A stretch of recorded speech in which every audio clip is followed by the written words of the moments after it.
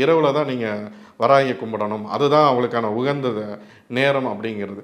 இன்றைக்கி இருக்க கால ஓட்டத்தில் இரவுங்கும்போது எல்லாரும் இங்கே இன்றைக்கி இருக்க அவனோட வாழ்க்கை சூழலில் வந்து இரவு உட்காரும் போது அவனுக்கு கொட்டாவி தான் வந்துட்டுருக்கும். தூக்கங்கிற ஒரு எண்ண அலைகள் வந்து ஒத்து இருக்காது.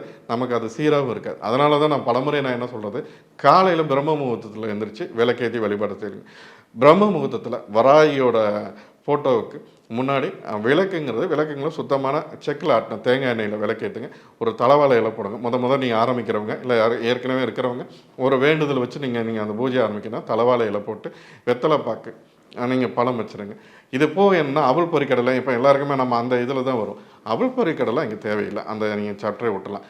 இதுக்கு போக என்னென்னா சோளம் வைக்கலாம், கோதுமை வைக்கலாம், ஏன் கோஸு கூட நீங்கள் வைக்கலாம். இந்த மாதிரி உணவு சார்ந்து இந்த மாதிரி கீரை வகைகள், அன்னாச்சி பழம் உங்களுக்கு பிடிச்ச உங்களுக்கு என்ன முடியுதோ அன்னாச்சி பழம் நீங்கள் வைக்கலாம். கரும்பு நீங்கள் வைக்கலாம். இன்னும் நிறைய நம்ம சொல்லிட்டேன். இது அப்புறம்னா எல்லாத்தையும் வைக்கணுமா அப்படிங்கிற மாதிரி இருக்கும். இந்த மாதிரி மக்காச்சோளமோ கோதுமையோ கரும்போ இல்லை கோஸோ இந்த மாதிரியான விஷயங்களை வைக்கலாம்.